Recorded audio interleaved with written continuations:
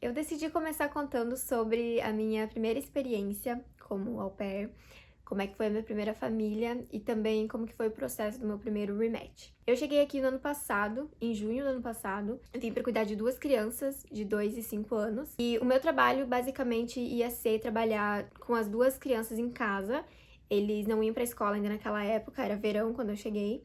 Eu não ia precisar dirigir as crianças, eu ia trabalhar eventualmente alguns finais de semana e eu ia ter carro compartilhado. Eu não tinha nenhum benefício, assim, eu ganhava os 200 normal, eles pagavam minha gasolina, esse era um benefício que eu tinha, mas eu ficava lá no mesmo andar com ele, banheiro compartilhado, então eu não tinha um espaço só pra mim, não tinha nada disso, não tinha carro também, mas naquele momento eu tava buscando uma família que fosse mais minha vibe, sabe?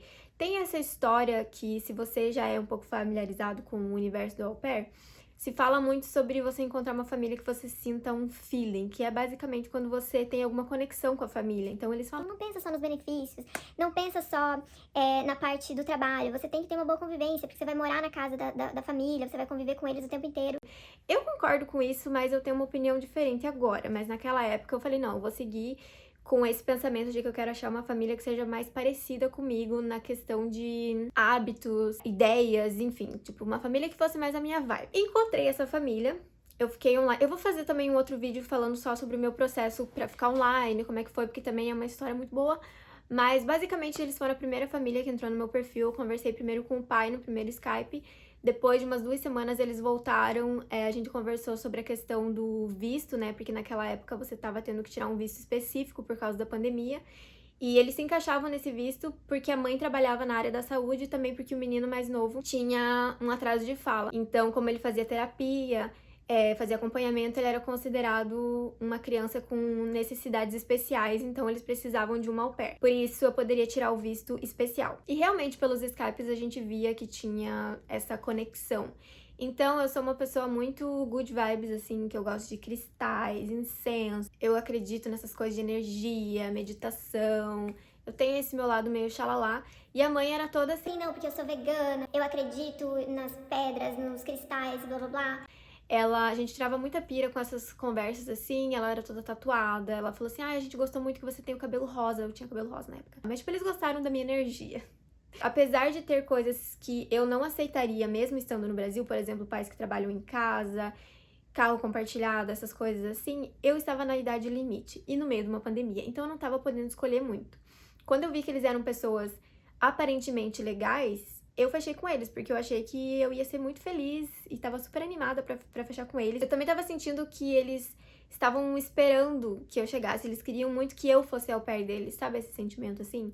Porque como o meu perfil tava quase sendo cancelado por causa da minha idade e por causa da pandemia, eles ligavam lá na agência e falavam, não, vocês não podem cancelar o perfil dela, manda o DS dela sim. Tipo, eles ficaram enchendo muito o saco da agência. Então, eu me senti muito querida, sabe? Eles estavam torcendo muito pra que eu fosse au pair deles. Eles não me ajudaram financeiramente com nada, mas eu não esperei que eles ajudassem, então tudo bem. E aí eu cheguei, né? A primeira coisa que aconteceu quando eu tava no carro ainda com a mãe, ela comentou sobre a vacina. Que eu não precisava tomar vacina se eu não quisesse, não sei o quê. E aí eu percebi que eles tinham meio que omitido sobre a questão deles não terem se vacinado.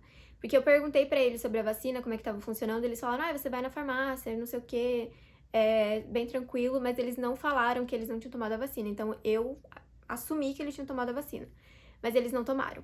E segundo eles, é porque não tinha pesquisa suficiente, era uma coisa muito recente, eles estavam com medo de tomar vacina, mas eles não me embaçaram com o fato de eu tomar, então eu meio que ignorei. Mas assim, foi um primeiro choquezinho assim que eu tomei quando eu tava no carro com ela, porque nos primeiros 10 minutos que a gente tava juntas, ela já comentou sobre a vacina. Eu achei meio, né, não gostei muito daquela vibe, mas tudo bem. Aí, ok, comecei a trabalhar. Nas primeiras semanas tava indo tudo certo, tava me adaptando ali com a rotina das crianças. Os pais realmente, assim, a gente se dava muito bem, a gente jantava todas as noites, conversava muito. Nas primeiras semanas ali, a gente já abriu a nossa vida um pro outro, todo mundo, né, eu e eles. As crianças não iam pra escola, né, então eu ficava com eles o dia inteiro. Eu trabalhava as 45 horas certinho. A adaptação estava sendo o que eu esperava que seria, mas eu comecei a perceber algumas coisas durante o período que eu tava fora do trabalho, que meio que eu entendia porque que a adaptação tava sendo um pouco mais demorada do que eu esperava. E era uma questão de rotina, basicamente. As crianças não tinham muito uma rotina, eles estavam sempre com uma babá entrando e saindo. E também a família não tinha muito uma rotina, sabe? O menino mais novo dormia a hora que ele quisesse, acordava a hora que ele quisesse, a menina também.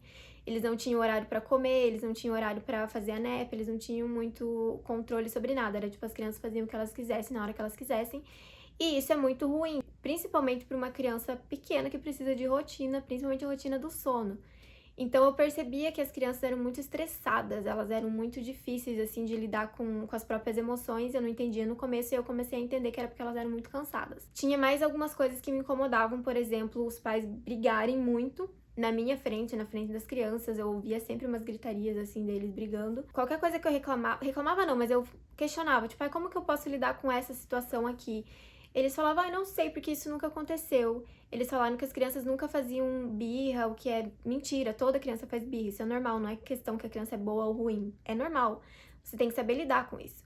E eles falavam que eles nunca tinham tido birra, o menino mordia, beliscava, puxava cabelo. Eles falavam que isso tinha sido uma coisa super recente, que nunca tinha acontecido antes.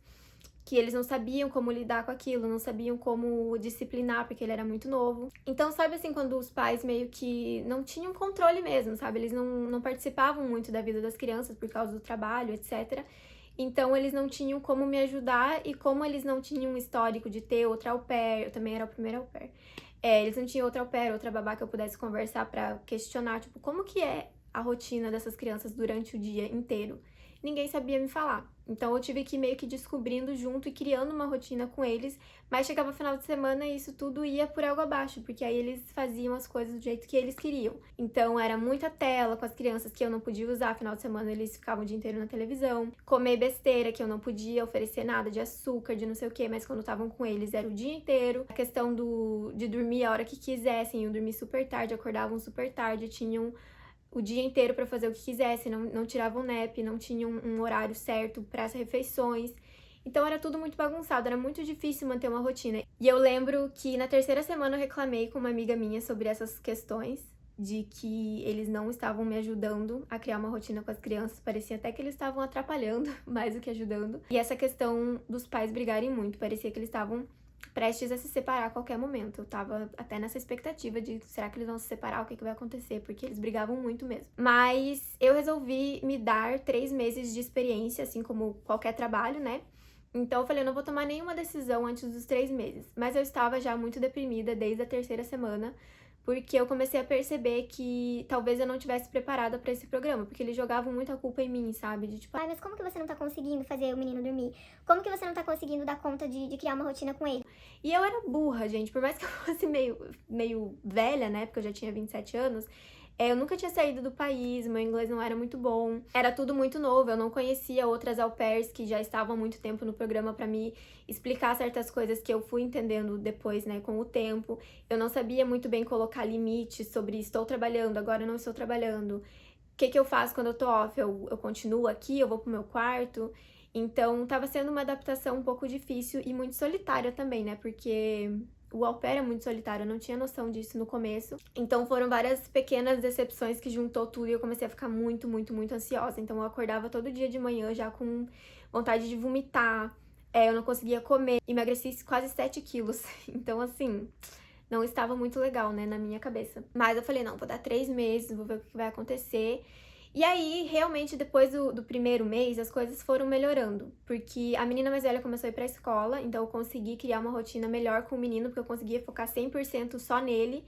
Então a gente começou a se entender melhor, criar uma conexão mesmo. Quando ele me via, significava que ele ia ter que sair de perto da mãe dele. Então ele não gostava de mim, porque eu era a pessoa que tirava ele da cama da mãe todos os dias e tirava, tipo, colocava ele lá no playroom e ficava com ele o dia inteiro e não deixava ele ver a mãe dele, porque ela tava trabalhando e, obviamente, ele não entendia. Então, a menina ia pra escola das 8 às 3 da tarde, eu acho, 3:30.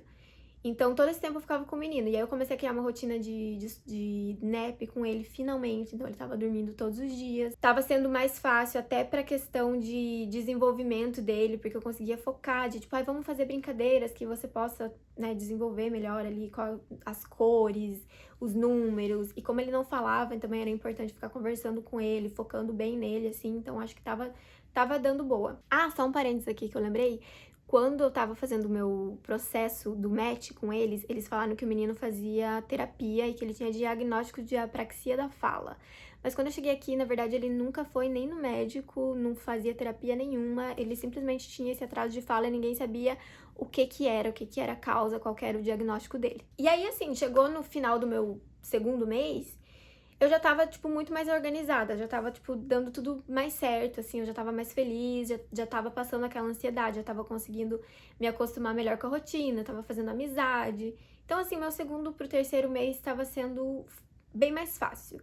Só que aí começaram alguns problemas que eu não estava esperando com a família. Eu coloco que eram problemas de opiniões mesmo, sabe? Porque eu não concordo com nada que eles acreditam. Eu não compactuo com nenhuma das opiniões que eesse têm. Eu tentei ignorar por muito tempo, mas acaba que dia a dia, você morando na mesma casa, não tem como você ignorar muito, né? Então você acaba criando esse ranço na convivência. Então, por exemplo, isso da vacina era uma coisa que me irritou bastante. Eu nunca questionei nada sobre eles não usarem máscara, sobre eles não acreditarem na vacina, que tem chip na vacina. Nem sei se eu posso falar essas coisas na internet, talvez derrubem o vídeo, sei lá. Eles eram esse tipo de pessoa.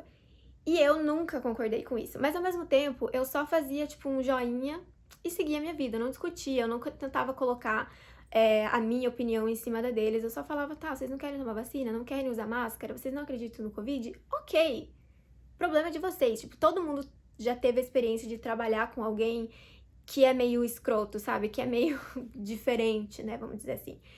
E você convive com essa pessoa, você só ignora e segue a sua vida. Então eu tava tentando fazer isso, tipo, ai, tudo bem. Na minha segunda dose da vacina, ela ficou brincando que ela ia colocar o celular dela e ia parar. Porque sei lá o que tem, é chip, é um imã, é alguma coisa que tem que ia fazer o celular parar. E eu ali, né, com a minha mão, com o meu braço inteiro duro por causa da vacina e, tipo, tendo que fazer média, tipo, Sim, tem um chip aqui no meu braço.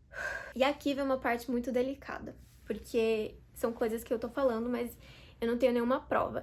E eu não sei se essa mulher um dia vai descobrir esse vídeo, mas se ela descobrir, ela vai pagar alguém pra traduzir pra ela, porque ela é meio obcecada. Mas vamos dizer assim, a menina começou a ir pra escola, ela invocou que ela ia tirar a menina da escola. Ela invocou que ia tirar a menina da escola e foi coisa assim de, tipo, 2 semanas. E foi extremo, a ponto de, tipo, ela vender a casa que a gente tava, comprar uma casa em outra cidade pra ela poder ir pra outra escola. Porque tem esse negócio, né, que se você mora num endereço, você só pode ir nas escolas até não sei quanta distância lá, e ela queria colocar a menina numa outra escola. Porém, ela falou que ela não gostava da escola, que não era uma escola boa e tal, mas ela começou a fazer alguns comentários, assim, de tipo, a minha filha é a única branca na escola, não quero que ela se sinta excluída, não quero que ela se sinta uma minoria na escola. Ou, por exemplo, porque a escola tem um banheiro sem gênero, eles estão tentando colocar essa pauta, que é normal crianças serem trans. Eu acho que isso é muita coisa pra cabeça das crianças. Mas ela não era homofóbica, porque ela tinha uma amiga que era lésbica, então ela não podia ser homofóbica. E eu ficava ouvindo aquilo assim, né, querendo explodir por dentro, mas ao mesmo tempo, né, não falando nada. Porque não ia ser um motivo pra rematch. Eu falasse, eu não gosto que eles são preconceituosos. Eles não vão dar um rematch por causa disso. Então não tinha como eu explodir. Eu só ficava na minha e pensava, ok, na extensão eu vou fazer questão de perguntar pras famílias sobre essas coisas, porque eu não vou aceitar outra família preconceituosa, não adianta. Ela trocou a menina de escola porque a escola não era boa, vamos dizer isso. Foi muito rápido, foi coisa de tipo 2 semanas, realmente eles saíram pra visitar uma casa, 2 dias depois eles tinham comprado a casa e 2 semanas depois a gente já tava na casa nova. Foi muito rápido mesmo. Mas foi um processo bem estressante, porque durou 2 semanas a mudança, do tempo que eles compraram a casa até a gente se mudar, foi umas 2 semanas, porém eles fizeram a mudança, tipo, no dia que eles venderam a casa, quer dizer, que eles compraram a casa, eles empacotaram todos os brinquedos das crianças, todo o playroom, e eu fiquei 2 semanas lá com as 2 crianças, porque aí no momento que ela comprou a casa, ela já tirou a criança da escola ruim.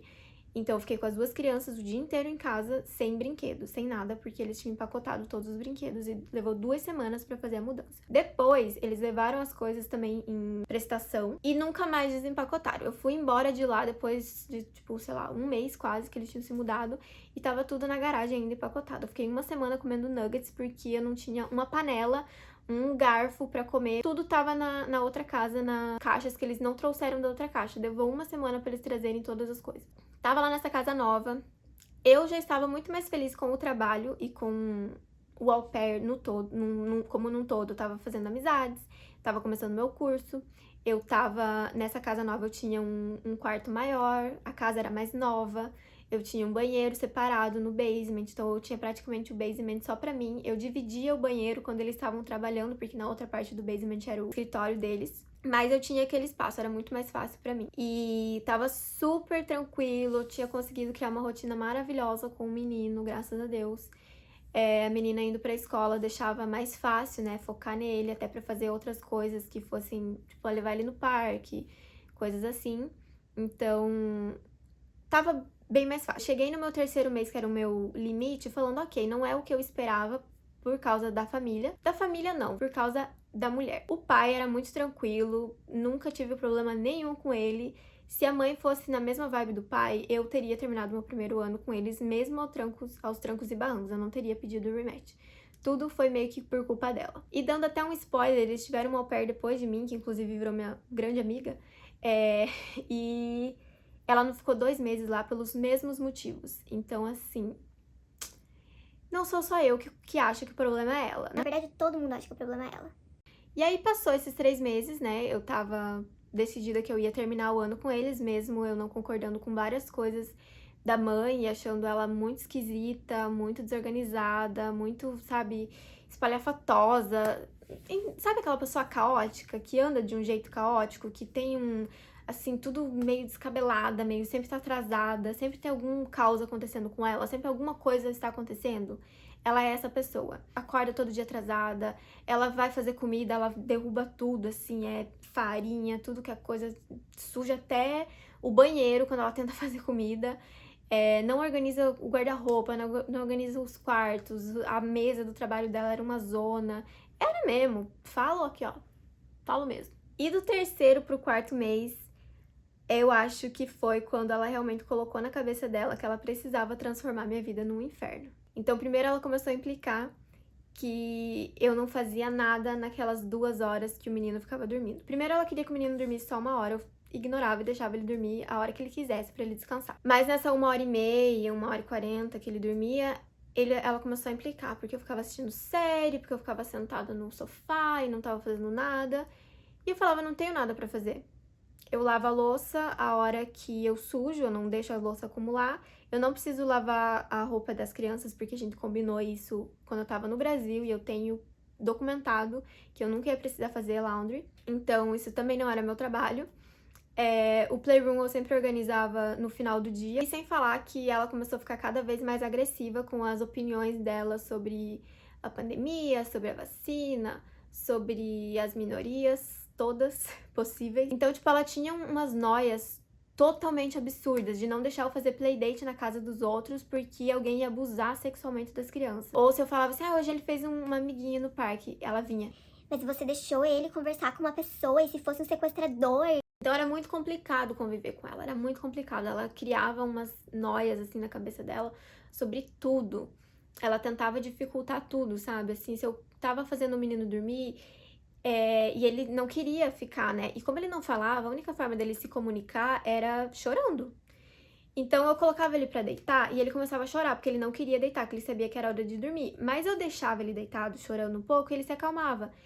Ela aparecia, perguntar o que estava acontecendo, o que eu tava fazendo com o menino. Teve uma vez que eu tava tentando ensinar ele a usar o vaso. Então eu ia lá, tipo, toda vez que eu ia no banheiro, eu tinha que levar ele comigo, né? Porque eu não podia deixar ele sozinho. Mas eu falava, você quer tentar usar o vaso? Você tava tentando, né, ensinar. E um dia ela viu que eu tava no banheiro com ele e ela veio toda assim, tipo, o que você tá fazendo com ele no banheiro, trancada? Aí eu pensei assim, o que será que eu estaria fazendo trancada com uma criança no banheiro? O que você tá querendo dizer? Tipo, você me colocou na sua casa pra cuidar dos seus filhos e tá insinuando que eu tô fazendo alguma coisa errada com ele no banheiro? Sendo que eu já tinha falado pra ela várias vezes que eu estava tentando fazer ele usar o piniquinho lá dele. Então, sabe assim, ela era uma pessoa completamente fora da realidade. E eu não julgo as pessoas pensarem, terem esse tipo de preocupação, porque realmente a gente vive num mundo onde essas coisas existem, sequestros, pedofilia, tudo isso existe. Mas eu acho que tem um certo limite, assim, de você querer isolar os seus filhos do mundo porque você não quer que nada de ruim aconteça com eles. Um dos motivos que ela não queria colocar a menina na escola era porque ela acreditava que em toda a escola tinha casos de pedofilia, ela não queria que a filha dela fosse abusada. Então ela passava um script, assim, todo dia pra menina, de tipo, se alguém fizer isso, se alguém falar isso, se alguém não sei o quê. Ela colocou, eu não sei se ela chegou a colocar, porque eu fui embora mais ou menos na mesma época, mas eu acho que ela tinha comprado um AirTag pra colocar no tênis da menina. Caso alguém sequestrasse a menina, ela ia poder receber um alerta lá que a menina tinha saído da escola. Então ela era muito, muito, muito conspiracionista, essa é a palavra. Tudo era um grande absurdo, tudo era uma grande conspiração, sabe? Uma gangue querendo fazer isso. Então a vacina era um projeto. As escolas ficavam doutrinando as crianças. Aquela conversa clássica, né? Que todo mundo sabe. E mesmo assim, eu acordava todo dia e pensava, vou ignorar, vou fazer o meu trabalho, vou fazer o que eu tô aqui pra fazer. Então ela sempre vinha com umas indiretas de que, eu deveria ajudar mais na louça, eu deveria estar fazendo a lounge das crianças, que era meu trabalho. E eu só, tipo, ignorava, porque eu sabia que a gente não tinha combinado aquilo. Eu sabia que aquela louça não era minha. Às vezes eu ajudava quando eu jantava com eles, porque aí eu tenho noção, né? Tipo, eles fizeram a janta, eu ajudo na louça. É uma regra básica de, né, convivência. Mas eles pediam um monte de comida fora, então foda-se. E quando eu fazia minha própria comida, eu lavava minha própria louça, ia pro meu quarto e não tem obrigação nenhuma além disso. Então, nesse terceiro pro quarto mês, foi quando eu tava assim, tipo, sem paciência e a única saída que eu encontrava, porque eu morava com ela, né, era ignorar. E eu acho que ela tava percebendo que eu tava ignorando ela, porque eu conversava normalmente com o pai, porque ele era super de boa. Então, ela foi percebendo, acho que ela foi ficando cada vez mais irritada. E em paralelo a isso, tava acontecendo algumas coisas no trabalho dela, também relacionada à vacina. Mas eu não vou dar detalhes sobre isso, até porque eu não sei o que aconteceu, mas desconfio que tinha a ver com o fato dela trabalhar na área da saúde e não ter tomado a vacina. Então ela tava muito estressada porque ela tava com medo de perder o emprego dela por causa disso. Ela tava tendo que trabalhar mais e, como eu falei, ela sempre tava atrasada. Ela acordava, tipo, 10 horas da manhã pra trabalhar e saía às 5h30. Então ela tava tendo que trabalhar até mais tarde, porque ela não conseguia acordar cedo. Ela tava tendo que trabalhar até mais tarde pra, tipo, compensar e mostrar serviço, que ela tava com medo de ser demitida.